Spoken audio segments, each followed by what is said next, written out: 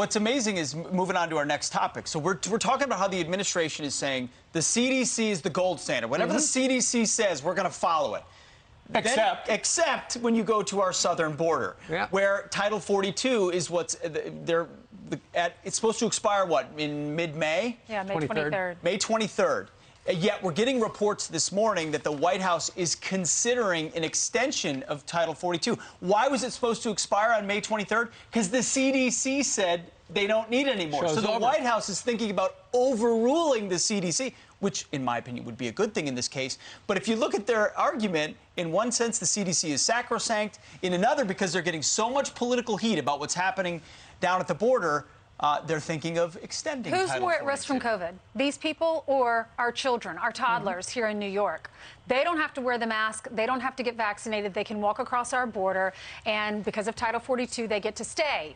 But Title 42 was put in place because of COVID. Here in New York, legal children have to be masked up, and they're not even at risk compared to the people that are coming across the border. These are adults. That's right. And so to your point, Pete, about it being politics, because with Title 42, if they were going to lift it, that would be the CDC saying it's not a problem anymore.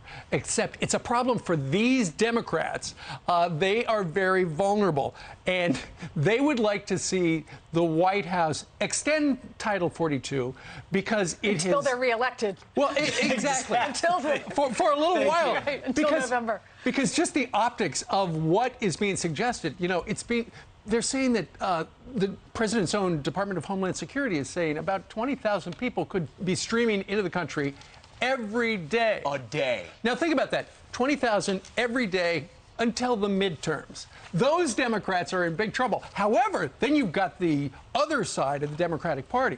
And the Congressional Hispanic Caucus is meeting with the president on Monday. And what they're going to say is you've got to end Title 42 as soon as possible. Otherwise, you have broken another promise to us. His track record is he does listen to the far left, so that kind of sway, it will have sway. By the way, of those 12 faces we put up on the screen, I mean, you could legitimately only say one of them, Henry Cuellar in the top left of the House side, has been a border hawk from the beginning, bucking his party. The rest of them, at some level, have come around now that they know it's a political vulnerability. By the way, Title 42, not a policy. It was put in place as part of a group of policies that the Trump administration pursued, remain in Mexico, catch and release, ending all of that worked.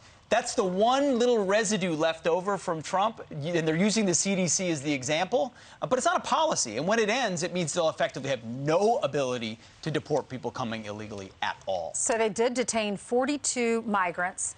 They were on the terror watch list, or they currently are on the terror watch list. They were arrested. They were trying to get into our country, and they say these are people who are known or reasonably suspected of being involved in terrorist activities. 42 of them. It only takes one. Well, and here's the thing, Ainsley. Of the 42, those were 42 who were stopped and gave their correct names, and then they realized, oh, wait a minute, that person's on the terror watch list. Let's hang on to them. There have been hundreds of thousands of gotaways, people who didn't come in and immediately look for the Border Patrol truck. There are hundreds of thousands of people in the country illegally, and we don't know if they're terrorists. We hope they're not. We talked a little bit to Rob Astorino. He's running for governor here in New York, where you have to wear a mask, a little while ago about how flight guy. Yeah, he discovered that after they had stopped back in August, they've started those Biden Express flights to Westchester again, flying in hundreds of migrants in the middle of the night. Here he is. This isn't about asylum. That's the biggest joke. These are not refugees. These are people, and my heart bleeds for them, coming from poor economic conditions. But we have a system here. You're either going to stand in line, do it the right way, or you're breaking the law as your first step into the country. And yet, our country, our government, my Governor Hochul, President Biden says it doesn't matter. There are no consequences. Come in. We're going to give you everything you need. And here's a court date that you'll never show up for, and live happily ever after. We either have a country or we don't. We either have a border or we don't. We either ignore laws or we don't. And they are. Ainsley, you're totally right to point out it only takes one.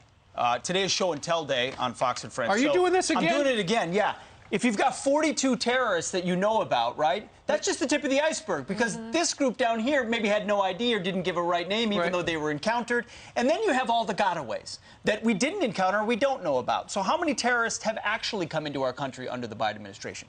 We have no idea. That number sounds scary, but it's just, could be potentially just the tip of the iceberg based on what we know. Just the ones we know, just the ones that our Border Patrol encountered. Imagine the amount that really want to get away. And Pete, of the people in Pete's pyramid, which you just showed right there, Tower of Power, how many Can you see it? Go up to the camera. How many people had absolutely no processing? It's like, okay, there's so many people. Here's a cell phone, and we're going to watch you. Most don't come with the documentation or the ability to check criminal backgrounds or background records across the border. The vast majority, if you talk to Border Patrol agents. So that's a very finite number compared to what it could be. And this is not fear-mongering or scare, but this is just a reality of when your border is porous and most of your agents are spending their time processing so-called refugees, other people, cartels, criminals, take advantage of it. And we have no idea what their background is.